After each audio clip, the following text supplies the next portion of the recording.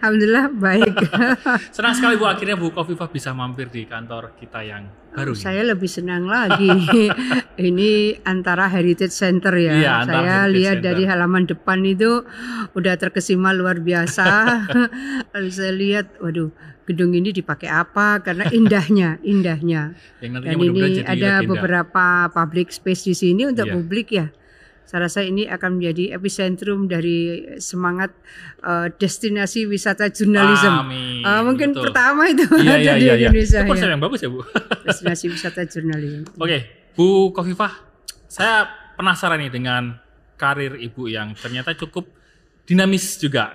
Yang sejak tahun 92 Ya, Bu Khofifah sudah 92. masuk menjadi salah satu aktivis di beberapa organisasi besar di Indonesia. 92 udah DPR saya. Nah, bahkan kalau DPR, wah, luar DPR biasa RI. sekali. Nah, Iya. saya pengen tanya nih Bu Khofifah pendapatnya, bagaimana sih Bu akses politik terhadap kaum-kaum perempuan di Indonesia yang dirasakan Bu Khofifah sendiri? Sebetulnya peluangnya dibuka lebar. Ruang untuk berpartisipasi juga dibuka lebar. Tapi bahwa dunia politik itu fluktuatif. Ya, Bahkan gambling, betul. sehingga perempuan akan memilih sesuatu yang lebih berkepastian untuk karirnya. Yang dokter misalnya, kalau saya jadi anggota DPRD atau DPR, kira-kira profesi saya bagaimana? Yang dosen misalnya, apalagi dosen perguruan tinggi negeri gitu ya, karir saya bagaimana? Yang di perbankan karir saya bagaimana? Ada banyak profesi yang tidak membenarkan kalau kemudian mereka masuk di panggung politik gitu. Sehingga bagi perempuan pilihan untuk masuk ke area politik praktis Ya. itu pertimbangannya berlipat-lipat gitu. Nah, memang ruang memilih itu adalah hak perempuan untuk menentukan pilihan mau masuk profesi apa, sektor apa. Negara ini sudah memberikan keleluasaan, keterbukaan dan kesempatan yang luar biasa bagi perempuan untuk masuk pada sektor politik. Ya. Sehingga kesempatan untuk menjadi katakan kepala-kepala daerah Iya, itu betul. juga terbuka luar biasa. Dan itu sesungguhnya perkembangan kehadiran perempuan sebagai kepala daerah sesungguhnya sudah luar biasa. Ya, terutama untuk kabupaten kota ya, Iya. luar biasa. Dan itu kan istilahnya idealnya Bu. Tapi pengalaman Bu Khofifah sendiri, apakah semudah itu Bu ketika menjadi seorang perempuan dan memiliki ambisi untuk menjadi seorang tokoh politik bahkan pemimpin daerah? Mungkin kalau mendapatkan penguatan dari katakan mohon maaf mungkin dari keluarganya, dari ayahnya, ibunya atau dari inner circle keluarga mungkin relatif akan lebih memudahkan. Tapi kalau misalnya berangkat dari kekuatan sendiri dalam artian memang tidak ada terah dari keluarga itu yang memberikan penguatan, ya memang sedikit harus agak ikhtiarnya harus ya lebih begitu ya. Jadi tergantung pada kekuatan mental masing-masing bahwa ini adalah sebuah ikhtiar, effort yang harus didorong ya membutuhkan pengorbanan udah pasti. Kata Gus Dur, setiap yang hidup itu butuh perjuangan. Setiap perjuangan butuh pengorbanan, setiap pengorbanan besar pahalanya. Jadi selalu referensi Gus Dur ini sering saya gunakan untuk diri saya. Orang hidup itu butuh perjuangan, tiap perjuangan itu butuh pengorbanan, setiap pengorbanan besar pahalanya. Sehingga ada semangat yang akan terus mendorong kita berbuat sesuatu lebih besar, lebih luas, lebih dalam, kira-kira seperti itu. Saya sepakat Bu tentang adanya harus ada pengorbanan untuk meraih sesuatu yang besar. Nah, pengorbanan atau tantangan apa Bu yang Ibu Khofifah sendiri waktu proses berpolitik itu atau sebagai perempuan yang dirasakan waktu itu? Mungkin bisa menjadi contoh yang baik nanti buat perempuan di Indonesia. Ya, tergantung seseorang. Saya seringkali melihat tantangan, itu setiap tantangan ada peluang di dalamnya. Betul. Jadi sangat tergantung bagaimana kita melihat tantangan ini akan menggembleng kita, tantangan ini akan menguatkan seluruh karakter kita, dan tantangan itu akan membuka peluang-peluang baru. Sama dengan ketika katakanlah maaf COVID, ada juga yang terpuruk, tapi ada juga yang kemudian bisa meraih rupiah bahkan dolar di era COVID kemarin. Ada peluang-peluang usaha yang tiba-tiba meredup, tapi ada peluang-peluang usaha yang tiba-tiba terbuka terang benderang gitu. Nah, mari kita melihat, saya senang menggunakan SWOT analysis. Jadi kalau ada strength gitu, ayo kita lihat kekuatan di bidang apa saja yang muncul sebetulnya. Weakness-nya apa, kelemahan-kelemahannya apa. Jadi dia selalu berpikir itu tidak linear gitu. Dia ada kekuatan tapi juga ada kelemahan. Kemudian kalau itu ada opportunity, kita harus melihat sehingga kita tidak melihat threat-nya, tidak melihat tantangan semata, tapi kita juga lihat peluang-peluang yang ada. Jadi selalu berpikir dengan opsional, opsi dipersandingkan, kemudian dia akan melihat oh ternyata di dalam tantangan-tantangan ini peluangnya justru banyak gitu. Jadi tentu semua kita raih, kita capai tidak dengan lenggang kangkung. Semua diikuti ikhtiar yang luar biasa, lahir batin. Apalagi kalau perempuan pada saat mengandung, setelah itu kemudian melahirkan. Pada saat melahirkan saya masih harus kasih ASI, tapi saya memimpin komisi waktu itu komisi 8 DPR RI dan seterusnya. Itu bukan sesuatu yang sederhana karena saya ingin anak saya mendapatkan ASI yang cukup. Nah, tadi kan tantangannya udah Ibu Khofifah sebutkan nih dengan adanya banyak tugas utama wanita dan usia dan sebagainya. Nah, harapannya seperti apa Bu ketika mungkin zaman dulu seperti itu dan sekarang seperti ini, harapannya seperti apa Bu Khofifah? Pada dasarnya kita semua punya, perempuan terutama punya keunggulan kompetitif dan keunggulan komparatif menurut saya. Dia hamil dalam keadaan mungkin agak lemah badannya, tapi dia tetap bisa fight gitu. Dan saya waktu di DPR punya anak 3. Waktu di Kementerian Pemberdayaan Perempuan tambah lagi 1. Jadi suami saya menghendaki begitu. Jadi kita tidak bisa misalnya waktu itu 2 anak cukup itu enggak, karena ada keseimbangan proses pengambilan keputusan antara saya dan suami. Artinya dalam posisi yang tidak mudah sebetulnya, karena pasti punya anak kecil juga tidurnya kurang. Kemudian kan selalu suami saya menyampaikan bahwa ASI adalah hak anak. Betul. Maka antara ASI dan kebutuhan saya harus mengemban tugas pimpinan fraksi, pimpinan komisi pada saat itu. Tentu tidak mudah, tidak sederhana. Maka saya harus bisa memanage waktu semaksimal mungkin, semanfaat mungkin.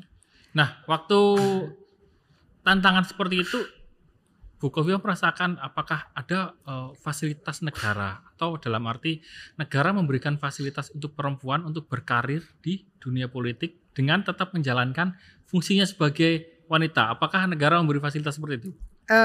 Sebenarnya sangat tergantung perempuannya ya. Kalau dia mau ambil cuti panjang ya bisa saja. Dimungkinkan untuk DPR loh ya, dimungkinkan. Dan memang ada fasilitas itu ya? Ada, tetapi bahwa kalau kita mengambil cuti terlalu panjang, kita yang tertinggal. Gitu. Bagaimana kita tetap bisa melaksanakan tugas, tetapi tugas sebagai pejabat negara waktu itu dan tugas sebagai ibu rumah tangga, ibu dari bayi balita kita, itu tetap bisa kita maksimalkan. Jadi saya sampaikan bahwa memang tidak mudah, tidak sederhana, tapi saya relatif kemudian punya kesempatan untuk tetap memberikan asupan ASI kepada anak-anak saya, dan itu artinya bahwa semua perempuan bisa itu, asal mereka bisa memanage waktu semanfaat mungkin.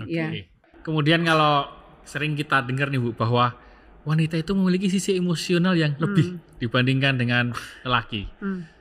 Apakah itu mempengaruhi kinerja Bu waktu itu? Ya, emosi itu ada yang positif, ada yang kurang positif. Jadi betapa ketika kita membangun awareness dan kita care terhadap persoalan-persoalan itu, ada emosi yang terlibat di situ. Itu positif gitu. Jadi antara emosi, antara ego yang positif dan ego yang kurang positif. Betul. Jadi sama-sama.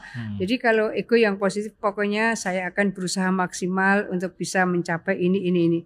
Ego tapi positif. Tapi kalau kemudian dia maunya sendiri, kurang bisa kompromi dengan lingkungan dan seterusnya, mungkin itu yang kurang positif. Jadi masing-masing bisa menakar kapasitas emosinya, kapasitas egonya, ambil yang positif.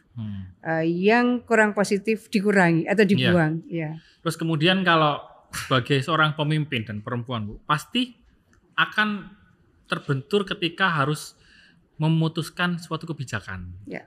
Nah, pada posisi seperti itu, apakah seorang perempuan, khususnya dari pengalaman Bu Khofifah waktu itu, mempertimbangkan sisi gender, Bu, untuk dalam memutuskan suatu kebijakan? Kadang iya, kadang tidak. Jadi, iyanya seperti apa? Jadi kadang iya itu begini. Saya pernah membahas undang-undang yang di dalamnya itu kita membahas tentang lapas, lembaga pemasyarakatan. Iya. Nah, forum itu di pansus itu semuanya tidak setuju ada blok perempuan.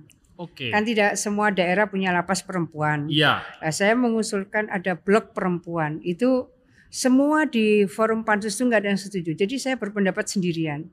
Saya harus menjelaskan A, menjelaskan B, sampai kemudian mereka paham bahwa itu dibutuhkan. Jadi tidak misalnya kasus-kasus yang dari mana-mana dibawa lapas perempuan itu kan tidak banyak gitu. Iya. Di Tangerang ada, lalu Jawa Timur ada. Mosok mau yang dari Kalimantan mau dibawa ke sini. Ya. Saya ingin mengajak pikiran kita di tahun 92 sampai 97 di mana saya ada di Komisi 8 DPR RI. Nah, itu harus dijelaskan. Sensitivitas terhadap sesuatu yang ada kebutuhan-kebutuhan khusus seorang perempuan, jadi nggak bisa dicampur gitu. Jadi kalau misalnya itu ada lapas umum, adalah blok perempuan. Nah, waktu itu saya merasakan betapa perempuan harus hadir di parlemen, antara lain terhadap kebutuhan-kebutuhan spesifik seperti itu. Nah, kemudian bagaimana mengintervensi perempuan supaya derajat kesehatannya tinggi. Jadi betapa pada saat perempuan itu hamil, dia butuh asupan gizi yang cukup. Pada saat melahirkan, ada proses di luar kodrat gitu, tetapi hanya bisa dilakukan perempuan, maka dia masuk kodrat perempuan. Itu pengasuhan. Nah, itu kalau enggak sensitif, pengasuhan bayi itu, pengasuhan bayi itu susah laki-laki melakukannya, susah. Nah, pada posisi seperti itu, proses hadona, pengasuhan, itu memang akan lebih dekat, lebih maksimal dilakukan oleh perempuan. Maka sensitivitas terhadap proses pengasuhan anak itu harus difahami bahwa oh iya, yang bisa memberikan pengasuhan dengan baik, terutama pada saat baru lahir dan sampai kemudian 5 tahun pertama, itu memang kebutuhan selain ASI, ya, kemudian sentuhan-sentuhan dari seorang ibu untuk mengasah terutama anak-anak ini harus dikenalkan pada nilai-nilai kesantunan. Ini lebih banyak ibu yang punya kemampuan untuk itu. Makanya kan kalau kodrat itu ya head, hamil, melahirkan. Tapi ada yang keempat itu. Dia tidak masuk kodrat, tapi dia ini melekat pada kemampuan perempuan. Itu adalah soal pengasuhan. Iya, betul. Sampai kepada balita, terutama golden age ya. Pada saat 1000 hari pertama ya. Kehidupan anak gitu. Jadi kehidupan itu dimulai dari kehamilan sampai kemudian proses kelahiran. Ya. Seberapa penting sih Bu perempuan ini memberi warna untuk menjadi duduk di kursi seorang pemimpin yang mungkin harusnya itu seimbang dengan lelaki? Seimbang itu kalau saya lebih kepada yang penting regulasinya memberikan ruang. Nah, regulasinya tidak membatasi. Relatif regulasi itu memberikan peluang, tapi kultur seringkali masih belum berpihak secara setara. Lalu bagaimana Bu Khofifah waktu itu memberi contoh bahwa kultur ini harus bukan kita lawan ya, tapi bagaimana kita bersahabat dengan kultur itu agar ya perempuan bisa memiliki kesempatan yang sama seperti lelaki. Sangat banyak kultur sesungguhnya perlu dialog. Jadi dialog lintas budaya itu menjadi penting. Kemudian menyampaikan peran-peran pentingnya memberikan perlakuan yang sama atas perempuan dan laki-laki itu juga penting. Karena laki-laki setinggi apapun posisinya ya tetap terlahir dari seorang perempuan. Ya. Saya sepakat itu. Sehingga antara penghormatan dan perlakuan yang setara antara laki-laki dan perempuan itu ya perlu ada proses yang terus-menerus dilakukan meskipun Indonesia ini sudah luar biasa. Ya. Karena Bu Khofifah pernah menjadi salah satu bagian dari di kabinet dan kemudian menjadi pemimpin daerah. Bagaimana Ibu perspektif pembangunan Indonesia saat ini yang istilahnya masih harus diperbaiki dan perspektif seperti apa yang memang itu melihat berdasarkan kesetaraan gender? Upah itu seringkali masih belum setara antara laki-laki dan perempuan dalam artian ada kebutuhan-kebutuhan hidup minimum bagi perempuan yang berbeda dengan laki-laki gitu. Nah, kebutuhan hidup minimum KHM itu yang seringkali kita berharap bahwa itu dipertimbangkan dan dihitung. Kemudian cuti bagi perempuan untuk bisa mendapatkan waktu yang cukup baik pada saat hamil maupun pada saat melahirkan. Bahwa mereka punya pilihan. Katakan cuti hamil melahirkan itu sekian bulan. Dia akan ambil apakah pada saat kehamilan sekian bulan dan pada saat pasca kelahiran sekian bulan. Itu menjadi penting supaya kesempatan memberikan ASI kepada anak-anaknya itu cukup. Ini terutama di sektor informal ya. Lalu bagaimana dengan isu kekerasan terhadap perempuan? Kan saat ini banyak terjadi dan belum banyak yang bisa melapor atau takut dan sebagainya. Menurut dulu kan waktu saya di Kementerian Pemberdayaan Perempuan untuk pertama kalinya, saya nggak tahu kalau sekarang namanya apa, itu ruang khusus untuk layanan perempuan dan anak di setiap Polda. Udah semua dulu Polda ada. Sampai selesai saya di Kementerian Pemberdayaan Perempuan itu kalau tidak salah 129 Mapolres juga sudah punya. Kita uji coba di Polda Metro. Di Polda Metro itu ada ruangan cukup representatif. Ruangan itu sangat homey.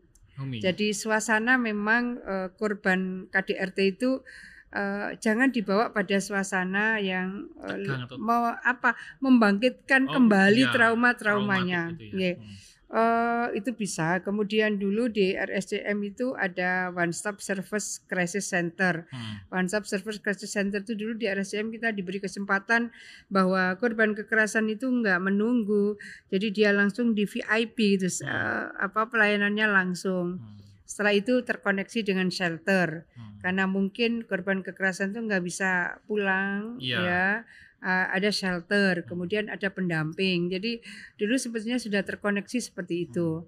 Berarti sebenarnya negara sudah memberikan fasilitas yang istilahnya melindungi beberapa. Iya, menurut saya relatif sudah. Itu apakah pemerintah pusat atau pemerintah provinsi ya.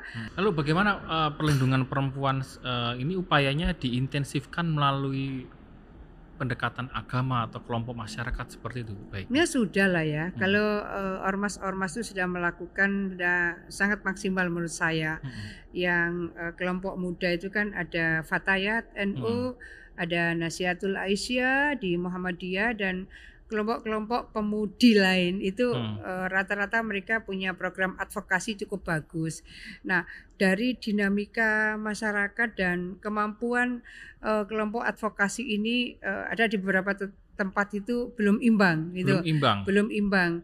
Jadi karena ada kasus-kasus yang kemudian muncul dan itu di luar dari kemampuan advokasi kawan-kawan, maka berseiring dengan tugas-tugas kepolisian juga saya rasakan tidak hanya sisi punishment tapi juga melakukan proses edukasi. Proses edukasi ini harus terus dilakukan menurut saya karena kasus-kasus ini bisa muncul dari SD, bisa muncul SMP gitu. Berarti apakah pendekatannya harus mulai sejak dini itu dalam arti mulai pendidikan SD dan sebagainya, apa bisa masuk? dari mulai usia yang memungkinkan mereka mulai berkenalan, ya berkenalan dengan hal-hal yang mungkin itu mestinya pada kategori usia dewasa, tapi mereka lebih awal sudah mengenali itu. Jadi digital IT, bagaimana melakukan literasi digital, bahwa ada yang bisa mengakses apa saja dari gadget yang mereka punya. Siapa yang bisa memfilterkan masing-masing itu.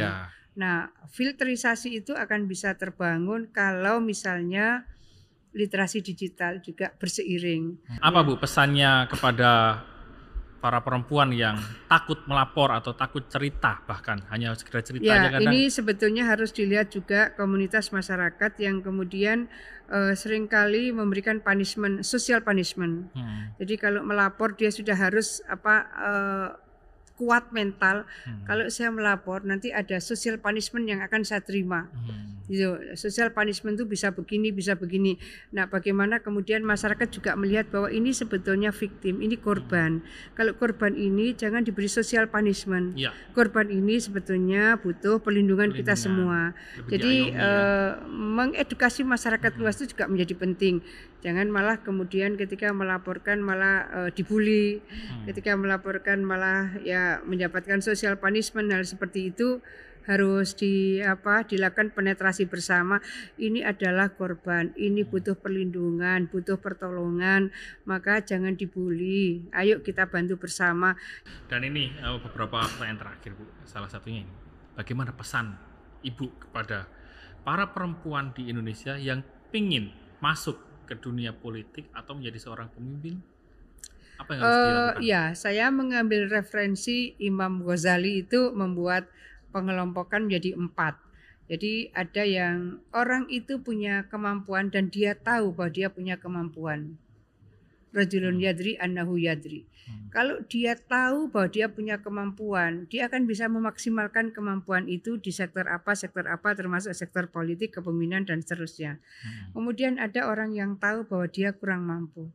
Rajulun yadri annahu la yadri. Kalau dia tahu bahwa dia kurang mampu, dia akan terus bisa mendorong penguatan kapasitasnya, kompetensinya. Ini saya rasa akan ada kesadaran masing-masing bahwa saya kurang oke lah, kurang keren di bidang ini. Saya akan memaksimalkan potensi saya di bidang ini. Tapi ada juga rajulun la yadri annahu yadri. Dia tidak tahu bahwa dia mampu. Nah, kalau dia tidak tahu bahwa dia punya kemampuan, itu komunitas menjadi penting. Karena di dalam sebuah komunitas itu akan terasah oleh sistem gitu. Berorganisasi menurut saya menjadi pintu bagaimana orang kemudian bisa mengeksplor potensinya dan dia tahu mana yang dia mampu, mana yang dia tidak mampu.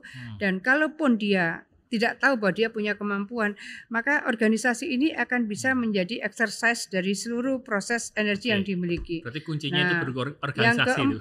Yang keempat rajulun la yadri annahu la yadri. Dia tidak tahu bahwa dia tidak mampu. Kalau dia tidak tahu bahwa dia tidak mampu, kalau dia mau masuk berorganisasi, pimpinannya akan bisa ikut ya. Ibaratnya kalau perempuan ikut ya latihan MC, ya. Ikut ya sekarang ada vocational training ini dan seterusnya. Saya rasa 4 kategorisasi ini ya mau laki mau perempuan sebetulnya sama-sama harus mengidentifikasi saya punya kemampuan, saya punya kemauan dan saya punya kompetensi. Misalnya saya bisa bergerak ke sini. Saya tahu bahwa saya punya kemampuan tapi saya juga punya kekurangan ini, maka kekurangan ini saya harus tambal dengan kemampuan-kemampuan lain. Saya tidak tahu bahwa saya punya kemampuan. Nah, ini kan harus terdeteksi oleh sistem gitu. Kalau dia berorganisasi maka dia akan bisa mengetahui, oh iya ternyata saya mampu ya, diberi ini saya mampu ya gitu. Atau ada yang dia tidak tahu bahwa dia tidak mampu, organisasi pun juga bisa memotret. Jadi berasosiasi, berinteraksi, berorganisasi menurut saya menjadi pintu masuk untuk mengeksplor seluruh energi positif yang kita miliki.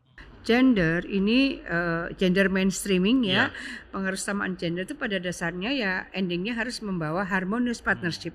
Jadi di antara harus seperti itu ya. Bukan saling berkompetisi. Dan kuncinya adalah respect gitu tadi. Respect, mutual respect ya. Iya. Terima kasih Bu Kofifa udah mampir di podcast Close Up dan saya jadi cukup paham Pak. Walaupun saya laki Bu. Saya juga ikut bahwa gender itu memang perlu ada perspektif yang ya kita. Jadi bukan harus perempuan, perspektif Betul. gender dibangun antara laki-laki Iya, dan perempuan. sepakat. Karena seringkali hubungan laki-laki dan perempuan itu power relation, hubungan Iya. kuasa. Jangan dijadikan hubungan kuasa, tapi jadikan itu harmonious partnership. Dan tentunya semoga menginspirasi kaum perempuan yang mudah-mudahan. ingin mungkin berkarir di bidang politik atau menjadi seorang pemimpin di daerah atau masing-masing. ruang publik mana saja, tetaplah bangun harmonious partnership.